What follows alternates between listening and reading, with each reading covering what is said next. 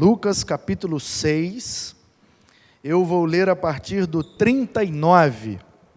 Abra aí a sua Bíblia comigo.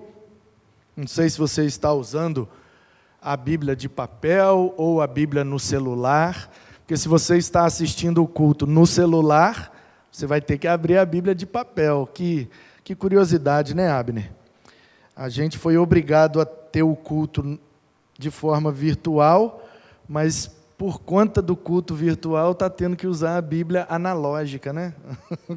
O culto é digital, mas a Bíblia é analógica. Convergência midiática, meu Deus! Tá vendo aí, irmãos? É isso que dá. Tem uns caras bons assim do lado da gente. Então é isso, seja na de papel, seja no celular, seja no pergaminho, seja no grego, no latim, na Vulgata, ou em português, em qualquer versão que você quiser, de Almeida, NVI, NTLH, BLH, BLV, ou NAA, que é a minha, Nova Almeida Atualizada. Nós vamos ler Lucas 6, a partir do 39. Lucas 6, 39.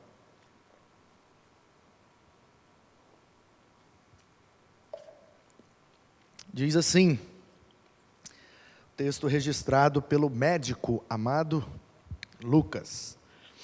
Jesus lhes contou também uma parábola. Será que um cego pode guiar outro cego? Não é fato que ambos cairão num buraco? O discípulo não está acima do seu mestre. Todo aquele, porém, que for bem instruído, será como o seu mestre. Porque você vê o cisco no olho do seu irmão, mas não repara na trave, no galho, no tronco que está no seu próprio olho. Como você poderá dizer a seu irmão: deixe, irmão, que eu tire o cisco que está no seu olho, se você não repara na trave, no tronco que está no seu próprio olho? Hipócrita, tire primeiro a trave do seu olho, e então você verá claramente para tirar o cisco que está no olho do seu irmão. Amém. Texto bom, né? Chulapada, mas ainda bem que foi Jesus. Nós estamos no mês de junho, celebramos a campanha de missões estaduais, e a proposta de missões estaduais aqui no estado do Espírito Santo, esse ano de 2020, foi para nós, os batistas brasileiros aqui no Espírito Santo, chamado a fazer discípulo.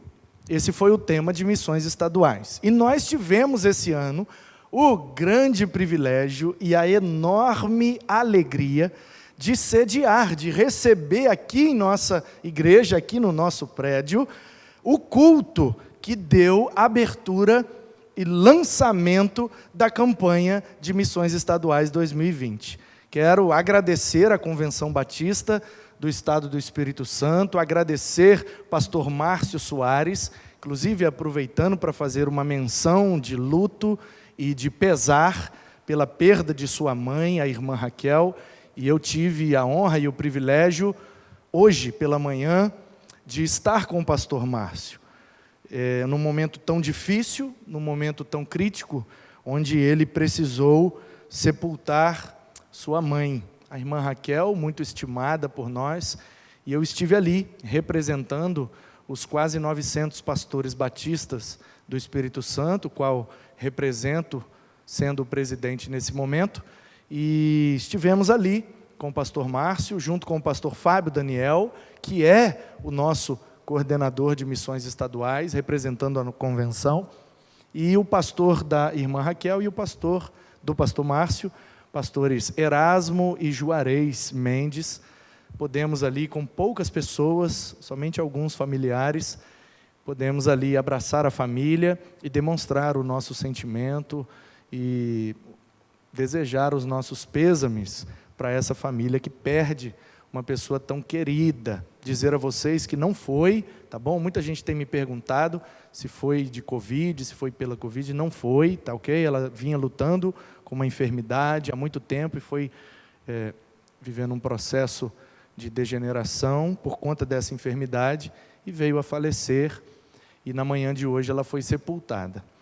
Então, quero agradecer ao pastor Márcio, fazendo essa menção de pesar, e ao pastor Diego Bravin, que é o nosso diretor-geral, executivo da Convenção Batista aqui em nosso estado, que escolheram, nos brindaram, nos presentearam com esta bênção, essa honra de abrigar aqui na Igreja Batista Guaranhuns, em Vila Velha, o culto de lançamento da campanha de missões estaduais. Foi um culto muito bonito, e estivemos aqui com a presença no louvor, tivemos o Paulo César Baruch, o Anderson Freire, e a turma aqui da igreja também cantou, e o Fábio Daniel pregou uma mensagem linda sobre fazer discípulos, naquele texto em que Jesus manda lançar as redes, e a missionária Daisy também trouxe uma palavra, um testemunho muito impactante sobre o trabalho de capelania universitária. Ela faz um trabalho evangelístico e missionário com os universitários da Universidade Federal do Espírito Santo. E aí está aí no nosso canal do YouTube, inclusive hoje, esta é a última mensagem dessa série sobre o discipulado. Próxima quinta-feira a gente já começa o mês de julho. E o mês de julho, aqui em nossa igreja, celebramos o mês da juventude. Então, a juventude estará à frente da programação, estaremos juntos e vamos passar o mês de julho com o tema que eles escolheram, que é discipulando e influenciando, cuidando e influenciando. Porque o congresso que teríamos, infelizmente o congresso não vai poder acontecer por causa da pandemia, o tema do congresso esse ano seria influencer, e esse ser seria com S, influencer, e a gente ia trabalhar a questão das mídias, da influência digital, porém a perspectiva bíblica de que nós temos que ser, para depois influenciar, então influencer, e influenciar para o lado bom. Mas esse tema vai ser trabalhado durante o mês, e aí vai ser cuidando, influenciando, e vamos aí passar o mês de julho. Mas ainda estamos em junho, ainda é missões estaduais, e o nosso assunto ainda é discipulado, porque nós somos chamados a fazer discípulos. Portanto, eu quero fazer uma revisão, um resumo breve de tudo que nós aprendemos durante o mês, e se você não assistiu, recomendo que você, aí no nosso canal do YouTube, nos assista a toda a série, desde o início. São 9 vídeos. Ok? Então esse será o 10º vídeo, a playlist de... Como é que é o tema da playlist? É chamados para cuidar dos discípulos, é isso? Então, chamados para cuidar dos discípulos é o nome da playlist aí do mês de junho, no nosso canal do YouTube, e a partir de amanhã essa playlist terá 10 vídeos, com 10 mensagens sobre discipulado, sobre esse trabalho que Jesus faz na nossa vida e quer que a gente o ajude a fazer na vida de outros também. Então vou relembrar e refrescar a sua memória e animar você que não viu toda a série, animar você para assistir todas, na medida do possível, para que você seja abençoado. Foram muitas lições preciosas. A primeira mensagem foi chamados para missões, chamados para fazer discípulo, com o texto, o base, a divisa da campanha desse ano, que é Isaías 54:13. E os seus filhos serão ensinados pelo Senhor, serão discípulos do Senhor, e será grande a paz sobre eles. Então nós abrimos a série falando disso, falando dessa questão profética do discipulado, da geração de pai para filho, formando discípulos para Deus. Depois tivemos a abertura de missões, onde o pastor Fábio Daniel pregou e a irmã Daisy deu um testemunho, estão aí no nosso canal para você assistir também. Depois tivemos Mateus 28, a partir do 19, ide, pregai, fazei discípulos, ensinando-os a guardar. Então a gente aprendeu a fazer, cuidar e ensinar os discípulos. Vimos que discípulo significa aluno, então para discipular nós precisamos ensinar. E não pode ensinar se antes não aprender. Então, ensinando-os a guardar tudo que aprendemos com Jesus. Depois veio Romanos 12, os dons espirituais que fazem a edificação do corpo de Cristo. E esta quinta-feira, onde eu preguei com o tema Cuidando e Edificando o Corpo de Cristo, por causa do Corpus Christi. Foi exatamente no dia de Corpus Christi, um feriado aqui, no nosso país, e nós então aproveitamos o ensejo do feriado, caiu numa quinta-feira, e nós falamos sobre a questão do corpo de Cristo, o processo de discipulado na edificação do corpo de Cristo, por causa de Corpus Christi. Bem legal essa mensagem para você assistir também. Depois nós vimos a dinâmica de passar o bastão, o vídeo de número 6, Número 6, não teve um texto específico, mas exemplos de discipulado, porque foi no domingo, segundo domingo de junho, onde celebra-se no meio batista o dia do pastor. Então falei sobre pastoreando os discípulos e passando o bastão da fé, pastoreando para que a obra de Deus siga adiante. E aí usamos a vida de Moisés, que passou o bastão para o Josué, usamos a vida de Elias, que passou o bastão para Eliseu, e a vida de Paulo, que passou o bastão para Timóteo. Uma mensagem, na verdade uma reflexão, não é uma pregação, porque não teve um texto sendo explicado e aplicado, tecnicamente falando, mas foi uma reflexão muito boa para o dia do pastor e para a gente aprender sobre essa questão e a importância de passarmos o bastão da fé adiante. Depois, a sétima mensagem foi Lucas 14, 25, onde Jesus fala que se a gente não estiver disposto a calcular o preço, qual dentre vós é o homem que sai para a guerra e não calcula quantos soldados tem que levar? Qual de vocês começa uma obra e não calcula o preço? É o que nós fizemos agora. Tivemos hoje uma reunião do conselho para calcular, temos condições de dar sequência à obra? Descobrimos pelas contas que temos mais uma semana, então vamos mais uma semana, e é isso que Jesus falou. Toda vez que você vai fazer uma obra, sente para calcular o preço, porque senão você vai ter que parar na metade e vai passar vergonha. E ele aplica isso ao discipulado. Todo aquele que quer me seguir tem que tomar a sua cruz e vir após mim, e tem que estar disposto a abandonar família, abandonar tudo e vir comigo. Então nós começamos nesse texto uma minissérie dentro desta grande série de discipulado, que foi muito interessante e perspicaz, que é, em primeiro lugar, o custo de ser discípulo.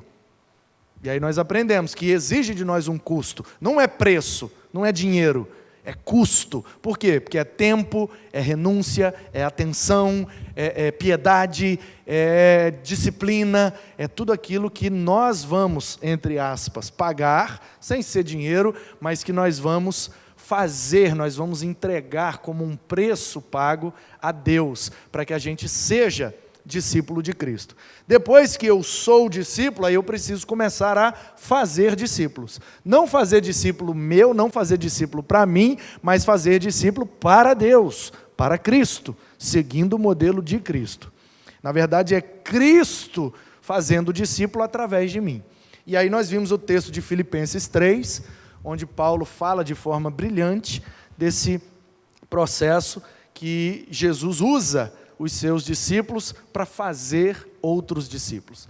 Então tem o custo de ser discípulo, o custo de fazer discípulo, e 2 Timóteo, capítulo 4, a partir do primeiro versículo, Paulo escrevendo a Timóteo, preso em Roma, falando das coisas que ele sofreu por conta desse processo de fazer, de ser primeiro, depois de fazer e de cuidar dos discípulos. Paulo cuidava de Timóteo, mesmo preso, mesmo à distância, e porque Timóteo foi discípulo feito através dele, então ele tinha todo um cuidado com Timóteo, e ele fala ali no capítulo 4 diversas coisas que somadas dão um custo de nós vivermos uma vida dedicada ao discipulado. Às vezes somos abandonados, rejeitados, caluniados, presos, perseguidos, mas ele dizia que estava feliz e que louvava a Deus por tudo isso, porque era para ele, apóstolo Paulo, e é para nós um grande privilégio servir a Deus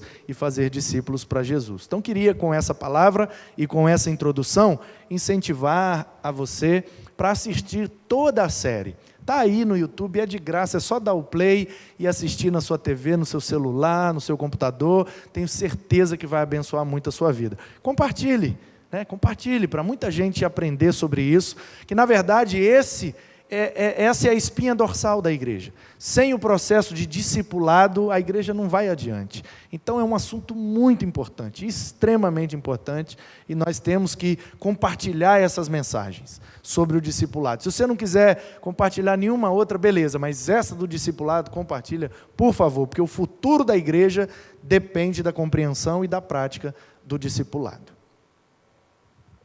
Como eu disse semana passada, já fizeram até um meme e uma figurinha, então vou repetir para quem gostou. Atualizando, o texto de Isaías que diz: formosos são os pés dos que anunciam as boas novas.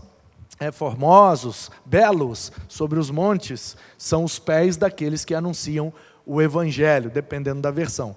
E aí, semana passada, eu contextualizei esse versículo e quero repetir, principalmente nesse tempo, dizendo para você: formosos são os dedos daqueles que compartilham os links, os vídeos, os áudios, os textos da palavra de Deus. Portanto, Deus nos manda ir e pregar. Se nós não podemos ir fisicamente, por causa da pandemia, nós vamos virtualmente. Vamos compartilhar, vamos divulgar, vamos curtir, vamos comentar, vamos fazer o máximo para que essa mensagem alcance o maior número de pessoas possível, quanto com você. Então vamos lá. Encerramento da série, um desfecho, e esse texto aqui que é uma pancada na boca do estômago, palavras de Jesus aos religiosos que estavam procurando ali espremê-lo para ver se ele realmente conhecia a lei de Moisés e era um rabino à altura daqueles religiosos. Aí Jesus então lhes conta uma parábola e os discípulos vão se aproximando dele, porque na medida que ele lança as parábolas, na medida que ele dá as pancadas nos religiosos, os discípulos estão perto, porque os discípulos vão aprendendo também com aquilo. E muitas vezes no Evangelho a gente percebe que em outro momento os discípulos se aproximam de Jesus e dizem: Senhor, o que o Senhor quis dizer com aquele negócio que o Senhor falou lá? E aí às vezes Jesus explica, às vezes ele não explica, e Jesus é assim mesmo. Às vezes ele explica, às vezes ele não explica.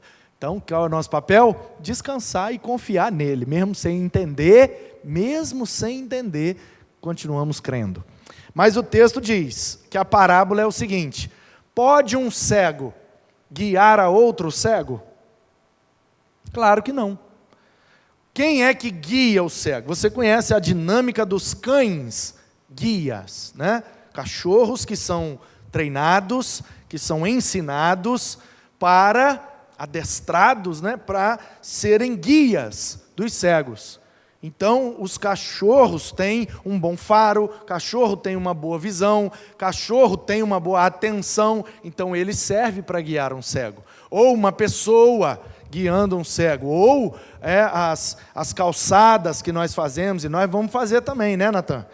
Vamos fazer a calçada cidadã ali fora, com aquelas marcações, aqueles pininhos, para você que não sabe, aqueles pininhos vermelhinhos que tem na beira da calçada, uns cravinhos assim para cima, que você pisa e sente as bolinhas, aquilo ali é exatamente para que quando um cego estiver andando e ele pisar na bolinha, ele sabe, da bolinha para lá é a rua, não vai para lá não, e aí ele fica ali onde está lisinho. Quando ele pisa e sente a bolinha, ele fala: opa, aqui é um lugar de perigo, pode ser uma garagem, pode sair um carro, pode ter uma rua aqui do lado, então aquilo ali é para guiar, por isso chama calçada cidadã, calçada inclusiva, né, a questão das rampinhas para subir a calçada, aquelas coisinhas e tal. Então nós vamos fazer tudo aqui, a rampa de acessibilidade, calçada cidadã, nós queremos ficar tudo bonitinho. Daqui a pouco vem uma lixeira de coleta seletiva ali embaixo, de material reciclado, de pilha, de eletrônico, de não sei o que. Vai ficar bonito, meu filho. Vai ter até ISO. Qual que é a 9.000 e quanto lá agora?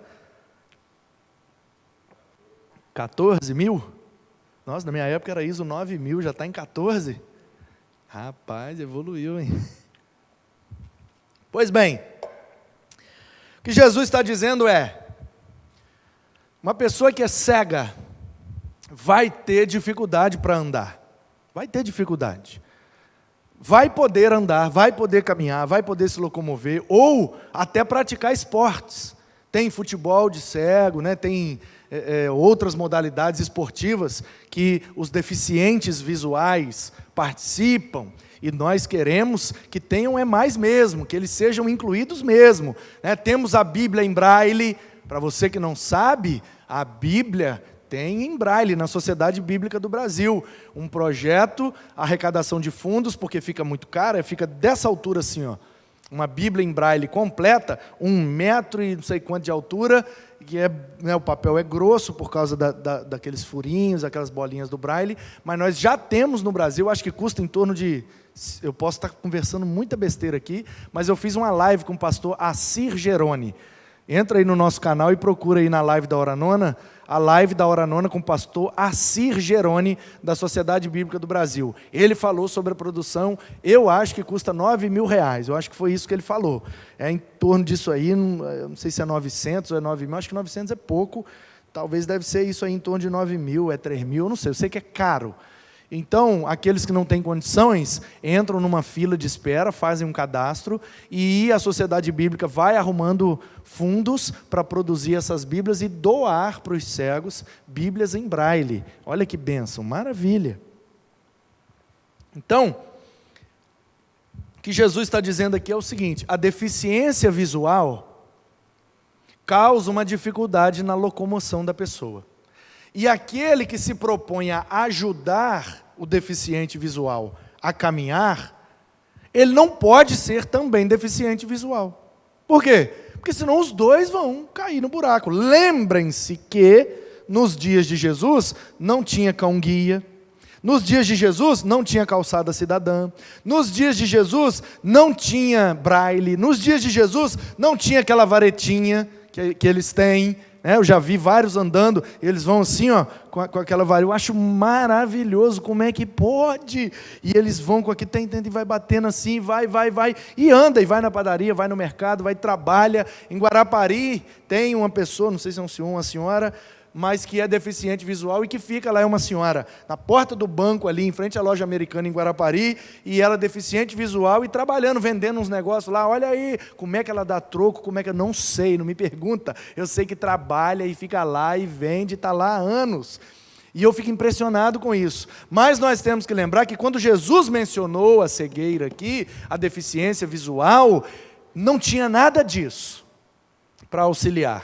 Portanto, nos dias de Jesus, como é que um cego se locomovia? De braço dado, do lado de alguém que enxerga. E alguém que enxerga ia guiando aquela pessoa. Opa, cuidado, aqui tem um buraco. Opa, vai para lá. Opa, cuidado, aqui tem uma parede. Opa, tem um degrau aí. Cuidado, olha o degrau. Aí, outro degrau. Quem vê, vai guiar quem não vê. Era a única maneira de locomoção dos dias bíblicos. Então, Jesus se apropria dessa figura para ilustrar a única verdade que ele quer ensinar sobre discipulado. Note que o versículo 20, depois de falar que não pode um cego guiar outro cego, ele emenda com a palavra discípulo. O discípulo não está acima do seu mestre.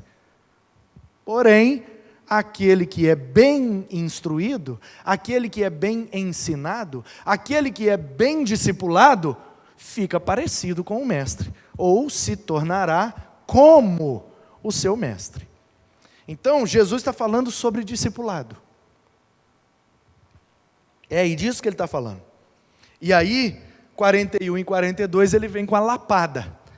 E assim são as parábolas de Jesus. Ele apresenta a ideia, aí você fala, olha, interessante. Aí ele mostra a realidade, Você fala, gente, é mesmo. Aí ele vem com a pancada. Pei! Aí você fala, nossa, agora se vira aí. Jesus é assim. Então, ele apresenta a ideia com a figura que ele se apropria. Não tem como um cego guiar outro cego. Aí ele entra com o assunto do discípulo. O discípulo não pode estar acima do mestre. Não, o discípulo está abaixo do mestre. A relação aqui de submissão, de humildade. E por último, ele vai dizer sobre a questão da individualidade do discipulado. Por que é que você está querendo tirar o cisco do olho do outro, se você não tirou o galho que está aí no seu olho? Como é que você quer tratar uma questão pequena na vida do outro, se você não tratou a sua questão, que muitas vezes, e na maioria das vezes, é maior do que aquela que você quer tratar? Jesus está revelando aqui uma questão misteriosa, íntima, do ser humano. E para mostrar o que é que Jesus está revelando aqui, eu vou contar uma história. Rápida, breve, mas verdadeira. E esses dias eu fiz uma live com o cara que me contou essa história, mas eu não quis pedir a ele para contar essa história na live, porque eu não tinha pedido a ele antes a autorização, fiquei com medo dele ficar constrangido, não pedi. Mas é verídica, e o cara que me contou fez live comigo aí esses dias, está lá no nosso canal. Está no IGTV, no Instagram, e está também no canal do YouTube. Qual é a história? O cara era pastor, e é ainda. Pastorzão, igrejona, top, ok. E ele visionário, e ele águia. Olha, irmãos, nós vamos fazer aqui uma mudança e tal, vamos acrescentar mais instrumentos, mais ritmos, mais cor, mais vida, vamos dar uma repaginada na igreja, no culto, etc, etc. E aí ele começou colocando bateria, enfrentou um problema aqui, um problema ali, começou botando guitarra, enfrentou um problema aqui, um problema ali, e começou, e foi, alterações e mudanças e tal, até que um dia eles teriam um culto missionário, e naquela ocasião o culto missionário falava, ou iria trazer o testemunho de um missionário que trabalhava no Nordeste. Por trabalhar no sertão nordestino, o pastor então pediu ao missionário que conseguisse lá na região um grupo de músicos que pudessem vir para tocar no ritmo lá do sertão nordestino os hinos que a igreja cantava, só para dar uma contextualizada no culto. Já que o culto é de missões, já que o testemunho missionário é sobre missões no sertão nordestino, chama uma banda, e qual é o ritmo lá? É forró, então traz um forró. E aí o cara arrumou e veio o forró. E veio zabumba, e veio sanfona, e veio triângulo, e e o forró comeu solto, glória, glória, aleluia, na zabumba e no triângulo, meu irmão. E foi uma bênção. Porém, ao terminar o culto, na porta da igreja, um irmão, líder, oh, aleluia, líder da igreja, com um semblante muito fechado, foi cumprimentar o pastor na saída e disse: estou envergonhado. Esta semana eu lhe procuro no gabinete para termos uma conversa séria sobre o que o Senhor fez aqui nesta noite. Uma noite de depravação, uma noite pecaminosa, uma noite onde um forró mundano foi trazido para dentro da casa de Deus. E o pastor ficou assustado. Que isso, meu irmão? Mas o culto foi uma bênção, é por causa das missões Nordeste. Não existe desculpa para trazer o mundo para dentro da igreja, muito menos oferecermos a Deus um culto corrompido e pecaminoso. Essa semana eu lhe procuro no gabinete. E o pastor, tudo bem. E o irmão líder marcou um horário e foi ao gabinete do pastor e passou algumas horas tentando convencer o pastor de que ele deveria pedir perdão à igreja e colocar o seu ministério à disposição, porque se a igreja assim desejasse, ele teria que ir embora, porque ele pecou gravemente contra a igreja do Senhor, trazendo forró para dentro da igreja. O pastor disse a ele: meu irmão, enquanto o senhor não me mostrar claramente nas Escrituras, e na nossa doutrina que eu cometi um erro, eu não tenho que me retratar de nada. Agora, se o irmão achar que entende, vá aos órgãos competentes e me denuncie, fique à vontade. Eu não vou negar nada do que aconteceu no culto de domingo, mas eu não me sinto no dever de ter que pedir perdão, porque nada foi errado. E aquele irmão, então, ficou muito insatisfeito, ficou por um tempo naquela igreja trabalhando contra o ministério deste pastor, promovendo grupos e dissensões e facções, e influenciando uma gama de pessoas na igreja contra aquele pastor, o que acabou produzindo um desgaste que com o tempo acabou, de fato, tirando o pastor daquela igreja. E o pastor saiu muito magoado, muito entristecido, muito ferido, foi para outra igreja, e para outra, e teve um ministério brilhante, relevante, e é um cara top das galáxias, e é por isso que eu convidei para fazer uma live comigo, porque um cara sensacional. Porém, o que eu não te contei é o que aconteceu depois. Contou este pastor que um belo dia ele já estava na igreja nova, né? Depois que ele saiu, ele foi para uma outra, e agora ele está numa que é muito top e tal, e ele, um cara brilhante. E aí um belo dia, alguns anos atrás, quando ele contou essa história, eu estava numa programação ouvindo, foi quando eu conheci, tinha acabado de acontecer há poucos dias ou meses. E ele diz que estava nessa nova igreja, num outro estado, numa outra cidade, o telefone tocou e era um dos filhos.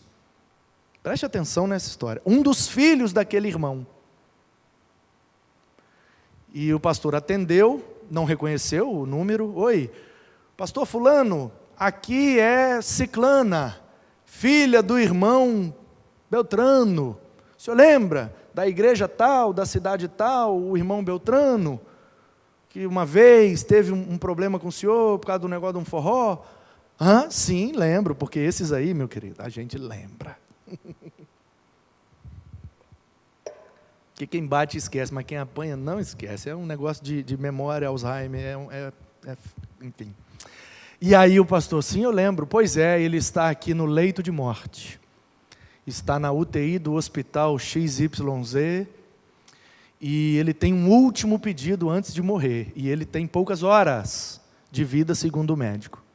Ele está entubado, tráqueo, tem mais jeito, a coisa está complicadíssima, e ele acordou e pediu uma coisa, e a gente falou, pode pedir o que o senhor quiser, e ele disse, eu preciso que o pastor fulano de tal venha aqui, orar por mim antes de eu morrer. Mas papai, já tem tantos anos aquilo, eu preciso, senão não vou morrer em paz. E aí a filha então ligou, e o pastor, entendendo a gravidade da situação, coração de pastor, e é assim mesmo, ele falou, tudo bem, tomou um avião por conta própria, foi lá, tomou um táxi, chegou em questão de horas, ele estava dentro do hospital. E aí o senhor pediu para todos saírem, médico, enfermeiro, os filhos, me deixa sozinho com ele. Todos saíram e o pastor então sentou ao lado da cama, e ele falando com tráqueo, com muita dificuldade, ele disse para o pastor, eu preciso que o senhor me perdoe. E o pastor disse, mas irmão, isso já faz tantos anos, naquela época as mudanças eram novidade, nem todo mundo compreendia, eu já perdoei o irmão tem tanto tempo, fique tranquilo, o irmão já está perdoado. Não, pastor, eu preciso pedir perdão mediante a confissão do meu pecado. Não é assim que a Bíblia diz, aquele que confessa alcança misericórdia? Pois bem, eu preciso te confessar o meu pecado. E aí o pastor assustou.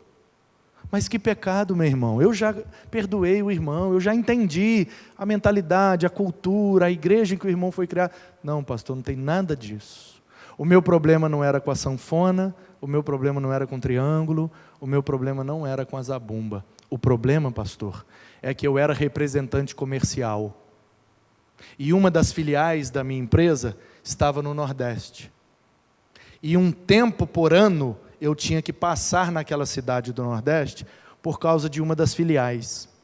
E lá, pastor, eu caí em pecado.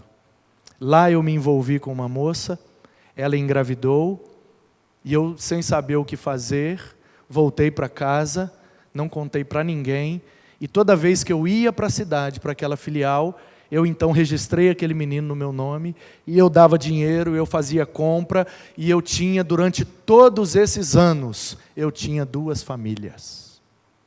Sabe por quê, pastor? Que aquele forró me incomodou tanto? Porque foi no forró que eu conheci a moça, e a minha vida virou esse inferno. Portanto, naquele dia que o pastor trouxe o forró para dentro da igreja, o pastor jogou luz no meu pecado, que só eu conhecia. E por isso eu fiquei muito zangado e fiz aquilo com o pastor. Mas o errado era eu. Eu não posso morrer sem o perdão do Senhor.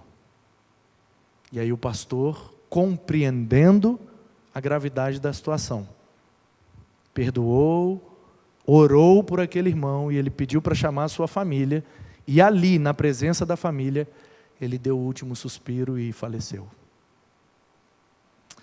O que Jesus está dizendo aqui é o que aconteceu na história desse irmão.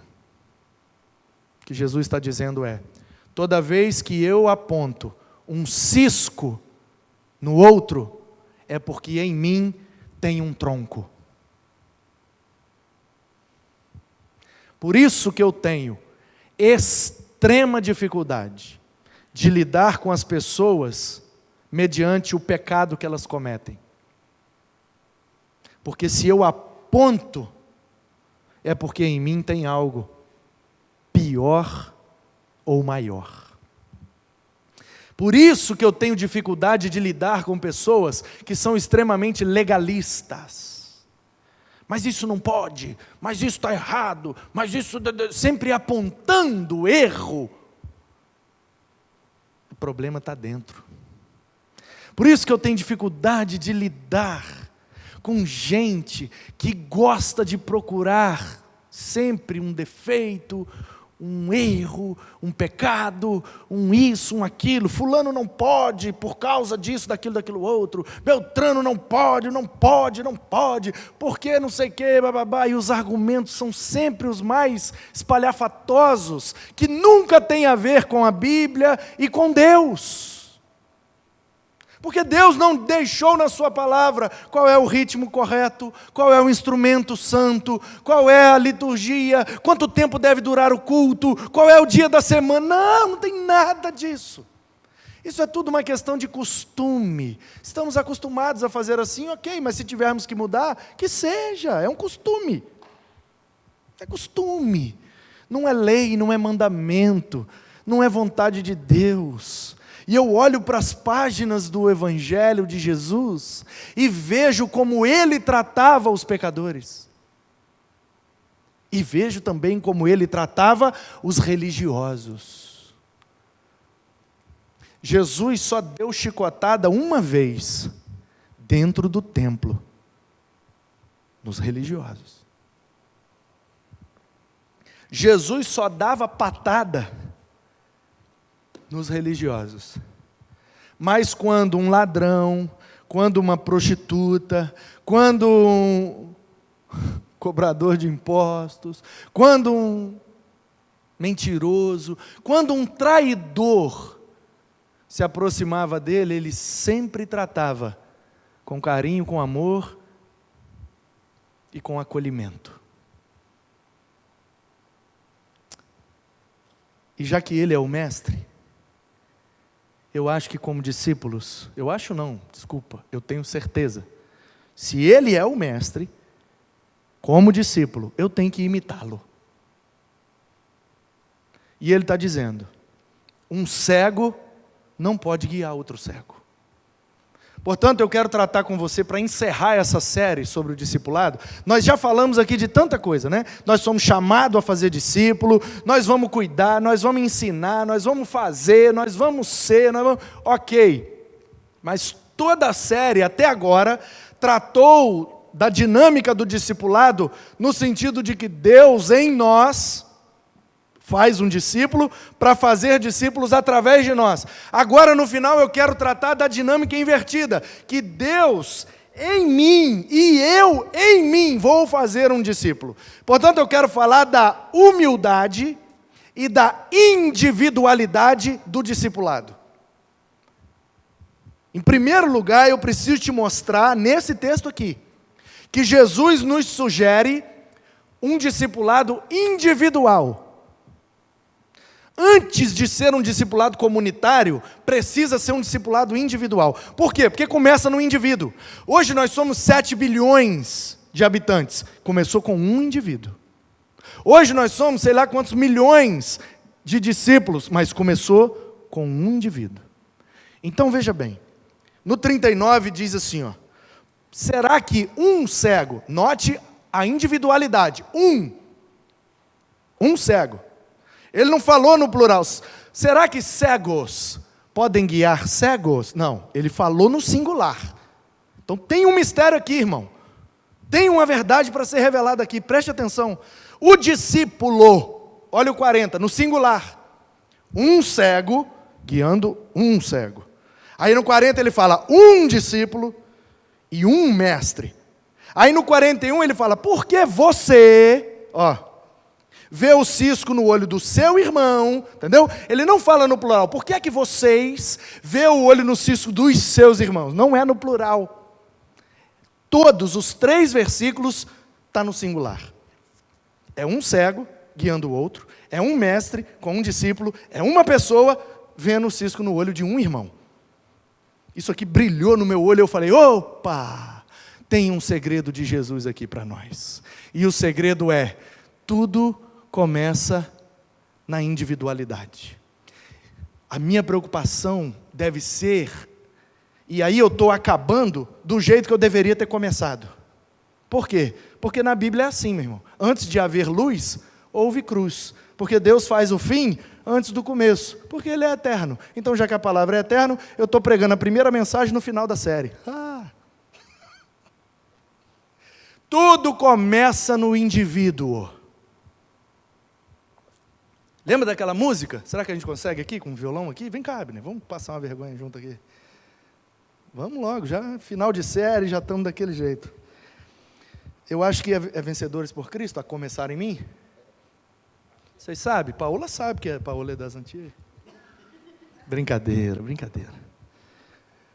A começar em mim, quebra corações, para que sejamos todos um. Quer vir aqui me ajudar? Para mim o mais baixo é mais confortável, né? A começar em mim, quebra corações, para que sejamos todos um, como Tu és em nós. Está em mim? Tá bom, é isso mesmo, vamos. Vocês vêm atrás de mim, hein? Você vai também, Denis? Então vai ficar top. Vem. Pode deixar aí na mensagem, hein? Vai ficar a música, a ilustração da mensagem. A começar em mim, meu irmão. Primeiro ponto dessa mensagem fala da individualidade do discipulado. Precisa começar em mim, para depois ir para o outro. Eu não posso, cego, querer guiar um outro cego. Eu não posso, antes de ter sido feito um discípulo, querer fazer discípulo. Não existe. Vai cair os dois no buraco. É por isso que você vê às vezes um ministério, uma igreja, um movimento, cresce e vai, e um monte de gente, daqui a pouco, puf, espatifa, voa a gente para todo lado. Por que é que não dura? Por que é que não permanece? Por que é que não é uma coisa sólida e duradoura? Porque não começou no indivíduo. Ele quis fazer no outro algo que não foi feito nele antes, e isso não existe. Não no modelo de Cristo. Entendeu? A começar em mim. Essa deve ser a nossa oração. Eu não estou dizendo que para fazer discípulos de Cristo, nós temos que estar perfeitos ou ser plenamente perfeitos. Não é isso que eu estou dizendo. O que eu estou dizendo é que o processo precisa começar em mim primeiro, para depois partir para o outro. E que eu não posso querer guiar o cego por lugares que eu nunca andei. Então, a lição aqui é, eu só posso discipular na vida de alguém algo que eu já experimentei na minha vida. Porque a nossa vida tem muitas áreas. Por exemplo, se eu estou com um casamento destruído, eu posso cuidar de um casal para discipular um casal que está com problema no casamento? Não posso. Se eu estou com um problema financeiro, eu posso chegar perto de alguém para discipular e ensinar sobre dinheiro? Não posso. Entendeu? Então a questão aqui é o seguinte, é identificar qual é a área, qual é a parte da nossa vida e em que ponto desse processo nós estamos, porque nós só podemos fazer no outro aquilo que já foi feito em nós, e é assim que Jesus usa, porque quando Ele restaura o meu casamento, Ele vai me usar para restaurar outros casamentos. Quando Ele equilibra a minha finança, Ele vai me usar para ajudar outros a equilibrar o seu dinheiro. Quando Ele resolve o meu problema do meu vício, aí Ele vai me usar para ajudar outros a saírem dos seus vícios. É assim que funciona. O que Ele faz em mim, depois Ele vai fazer através de mim. Amém? Então vamos.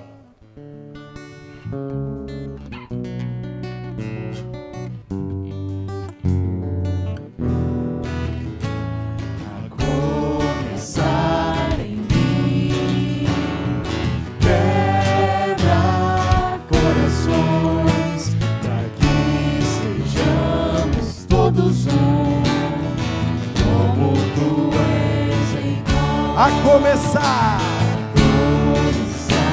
em mim, quebra corações, para que sejamos todos um, como Tu és em nós. onde há frieza, Que haja amor, onde há ódio, perdão, para que o Teu corpo cresça assim, rumo à perfeição.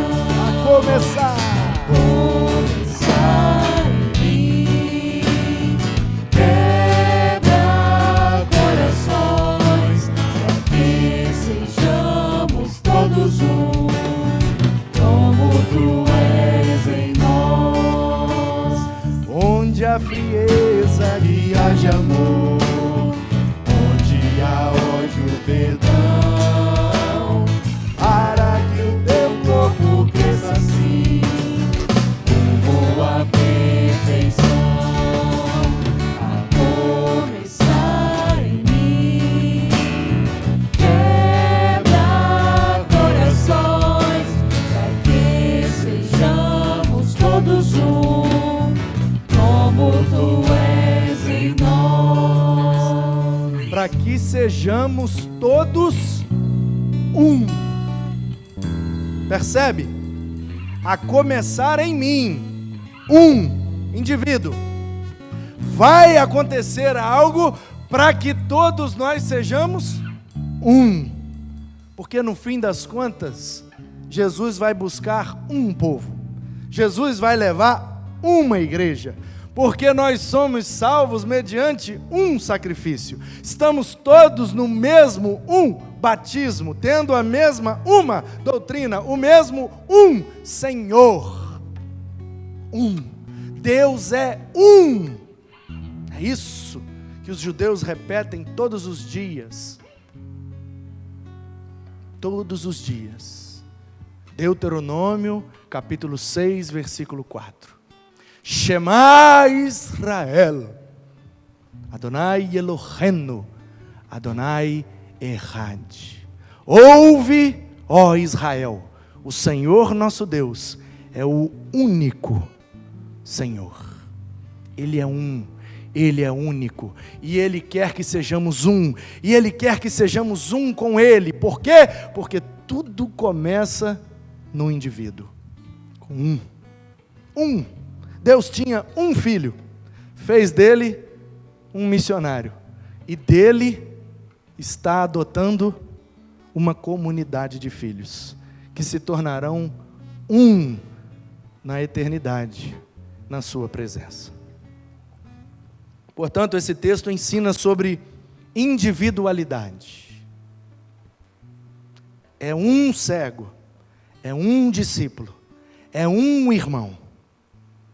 a individualidade do discipulado. Isso precisa estar vivo na nossa consciência. Se não começar em mim, não vai acontecer através de mim. Em segundo lugar, o texto mostra a humildade. E eu já estou terminando, podem ficar. O versículo 40 diz: o discípulo não está acima do mestre. Portanto, olhar para Jesus como nosso mestre é um exercício de humildade, porque olhar para Jesus é sempre perceber que estamos abaixo dele, é sempre perceber que não estamos iguais a ele, é olhar para ele e ver que ele tem características que ainda não está em nós, e que há algo em nós que ainda precisa ser moldado, segundo o modelo de Cristo. Portanto, a individualidade e a humildade do discipulado. Não há processo de discipulado que não comece pelo indivíduo. E não há processo de discipulado sem humildade na vida do discípulo. Eu não posso sentir que eu sei mais do que o mestre, senão eu vou julgar que eu não tenho mais nada para aprender com ele. E aí, eu paro de aprender. E quando eu paro de aprender, eu paro de crescer. Quando paro de crescer, eu paro de me parecer com Jesus. Portanto, eu preciso começar em mim, me humilhar e olhar para dentro de mim. É o que eu vou chamar aqui no terceiro tópico dessa mensagem, do processo de autodiscipulado. Quando eu olho no espelho e me torno o meu discipulador. É quando eu olho no espelho e digo: e aí, Manu? Como é que está aí hoje? Hoje está melhor que ontem? Como é que está hoje? Mais maduro que ontem? Como é que está hoje? Mais equilibrado que ontem? Como é que está hoje? Mais piedoso do que ontem? Como é que está hoje? Como é que está o dinheiro hoje? Como é que está o casamento hoje? Como é que está a família? Como é que está a criação do filho? Como é que está? Hoje eu tomei um enquadro. Eu disse no início que eu fui a um sepultamento e um dos pastores que estavam lá, muito querido, tendo, lógico, toda a liberdade comigo, porque é um de meus pastores, mentores, e ele encostou do meu lado com a Ana Paula, e ele olhou para a Ana Paula, olhou para mim e falou assim: estou te acompanhando pela internet, você está trabalhando demais, hein? Olhou para a Ana Paula e disse: ele está tendo um lazer com você? Você sabe o que ele quis dizer com lazer? Como é que está aí? Está tendo um lazer? Aí a Ana Paula ficou sem graça. Aí eu falei com ele: esses dias eu levei ela no Curuca para comer uma moqueca, o que é que o senhor acha? Aí ele falou: então tá bom demais. Percebe? Esse pastor, ele me pediu contas, prestar contas. Não existe discipulado sem prestação de contas, irmão. Se eu não lido com Jesus diariamente, onde Ele me pede contas, onde eu tenho que prestar conta a Ele, e aí, rapaz, aquele negócio que você falou lá, gostei não, hein? Eu não falaria aquilo. Ih, Jesus, mandei mal, né? Pois é, não repete isso não. Aí toda vez que eu repetir, eu vou: ih, Jesus, foi mal. Então, se eu não estou nesse processo de autodiscipulado, eu não tenho, disse Jesus, eu não tenho o direito de tirar o cisco do olho de ninguém. Porque toda vez que eu me coloco na direção de tirar o cisco, nasce uma trave no meu olho. Porque toda vez que eu olhar para a vida do outro com um olhar de julgamento, com um olhar de acusação, brota em mim um pecado, que é simplesmente o pecado da acusação. Jesus não me chamou para acusar ninguém. Jesus não me chamou para amaldiçoar ninguém. Jesus não me chamou para reprovar ninguém. Não me chamou para nada disso. Jesus me chamou para ser discípulo dele. E que a obra dele comece em mim, para que, depois disso, possa fluir através de mim. Mas eu não tenho o direito de desaprovar ninguém. Eu não fui chamado para tirar cisco do olho de ninguém. Eu fui chamado para permitir que Jesus tire a trave do meu olho. E que comece em mim. Que todas as minhas traves, que todos os meus ciscos, que todos os meus galhos sejam queimados pelo poder do fogo do Espírito de Deus. Porque estamos batizados no Espírito e com fogo. E este fogo, como falei no meio do culto, tem o poder de iluminar a nossa mente e mostrar onde estamos errando. Tem o poder de aquecer os nossos corações e nos levar na direção do acerto. E tem o poder de queimar todos os galhos, traves, troncos e ciscos que estão em nós e que desagradam a Deus. E que seja assim. E vai terminar cantando Começar em Mim de novo, para que você não se esqueça que o discipulado é um processo obrigatório na vida do verdadeiro cristão. E ele só começa no indivíduo. A começar em mim. Amém.